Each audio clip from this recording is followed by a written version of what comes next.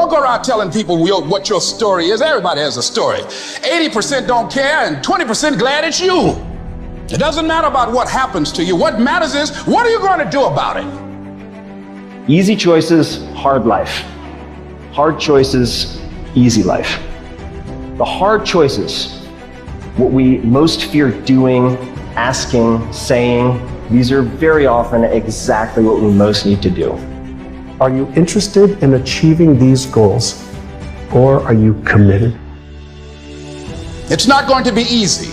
When you want to change, it's not easy. If it were in fact easy, everybody would do it.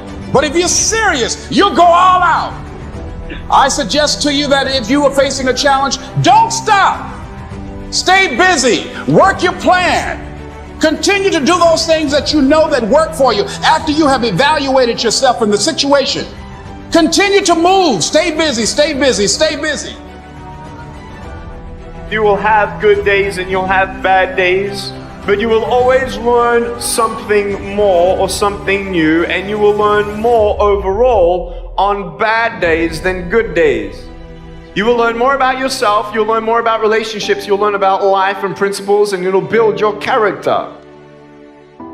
You don't have to force yourself or motivate yourself to think negatively, to be depressed, to beat yourself up over the head. Your mind is on automatic. It will do that by itself. But if you want to begin to move into your own personal greatness, if you want to begin to really enjoy a happy, successful, healthy life, you've got to be willing to go against the tide. You've got to be willing to harness your will and say, in spite of this, I'm in control here. I'm not going to let this get me down. I'm not going to let this destroy me. If you wake up in the morning and you start having negative thoughts, man, this ain't my day. I woke up on the wrong side of the bed. I'm tripping. I just don't feel myself. In the middle of the day, if you feel yourself doing that, stop. Just stop for a second and start going over in your mind everything you have to be grateful for. Not everything you want, everything you already have, because what you have is substantial. You just haven't gone over the list and taken inventory in a long time. But the fact that you can walk, that's a blessing. The fact that you woke up, that's another blessing. The fact that you can see, think, reason, that's another blessing. The fact that you can go somewhere and get yourself something to eat, that's another blessing. And I'm just talking to you, I don't even know you. I could give you 50 things you ought to be grateful for right now. I don't even know you. Start coating your mind with gratitude. It'll change everything for you. One of the most important lessons in life that you should know is to remember to have an attitude of gratitude, of humility. Understand where the gift comes from. It's not mine, it's been given to me. Use what I have, use what you have to help others. You know, on your last day, you can't take it with you, but you can leave it here. One of the things limiting you from your income, your impact, a world-class life. You care too much about what people think about you. It is a neurobiological wiring. It served us thousands of years ago. We wanted to fit into the crowd because if we left the crowd or our social network, we would die of starvation or we would be eaten by saber-toothed tigers. Now we're in the modern age and we are frightened. We are terrified. Our amygdala goes crazy. Cortisol, the fear hormone, starts to pulse through our system if we leave the crowd. Everyone has an opinion. Why let the opinions of other people deny you from a life that will make history? It's very important that you engage in an ongoing process to develop you. Spend more time on yourself than what you've been spending. Working on yourself, talking to yourself, overcoming the negative conversation, that inner dialogue that's going on all the time, even when you don't want it to be there. You can't stop yourself right now from thinking. You can't do it. And so learning how to empower yourself, part of doing that is standing up to yourself. You got to stand up inside yourself sometimes and say, shut up. I was going to give a presentation and this voice inside of me saying, you can't do this. You don't have everything it takes. Shut up. I'm behind on my bills and you're telling me what I can't do. I have got to do it. You'll get scared sometimes. Your mind will go blank on you. Some people you will allow to unnerve you. And you wonder, what's wrong with me? I'm not crazy. That's why you've got to learn to make a conscious, deliberate, determined effort to stand up inside yourself. Working on yourself, watching that inner dialogue, it will determine the quality of your life. Your mind says no. You just say, this is what we do.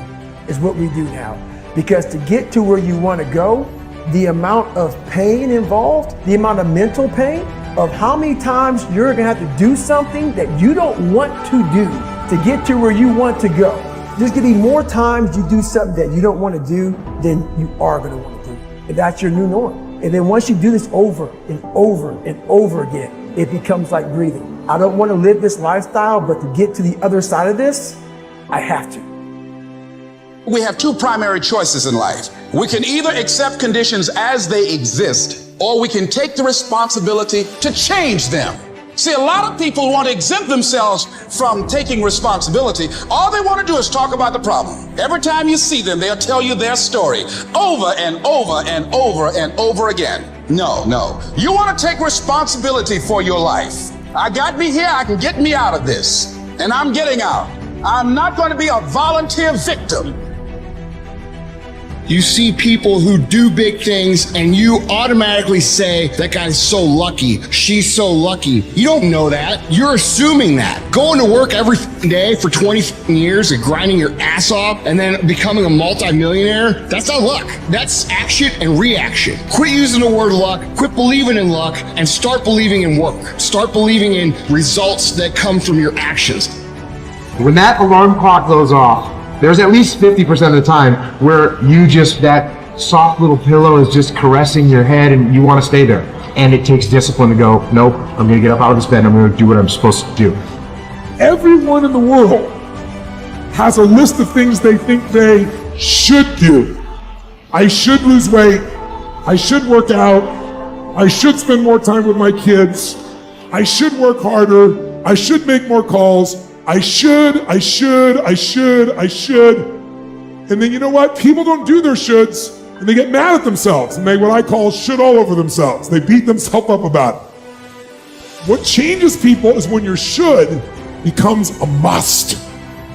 When suddenly the thing you said should happen has to happen. That's when human beings change.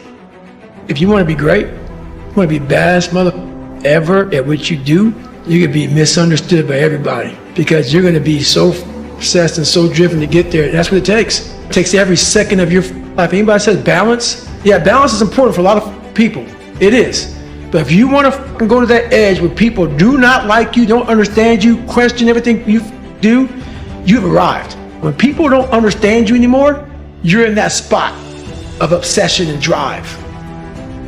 Here's the truth. This is the reality. Nobody's going to believe in you until you've already done it. Nobody's going to come and celebrate with you until you've already done it. The work is going to come before the belief, which means you're going to have to work for a long time by yourself with no applause, with no awards, with nobody telling you good job. And then once you start to build something and people start to see the momentum and they start to see the result and you start doing some things, then you're going to get a little belief. And then what's going to happen is you're going to believe. And then what's going to happen? You're going to go do a little bit more work and a little bit more work. The results are going to come more. More people are going to believe. Nobody fucking believes in you because you haven't done anything yet. That's the reality. When you quit, your mind says, we're done. So it doesn't expand. There's no expansion when you quit. I'm drowning, I'm miserable, I'm suffering, I'm broken, but I'm not going anywhere. What happens to your mind, it says, he's not leaving. So we got to expand. We got to grow. We got to figure this thing out. So then these compartments in your brain, they have to work. And then you start to engage parts of your mind that you never engaged before. When you're in suffer mode and you say, I'm not going to quit. You're forcing your brain now to operate on a level it's not used to. But then it becomes used to it.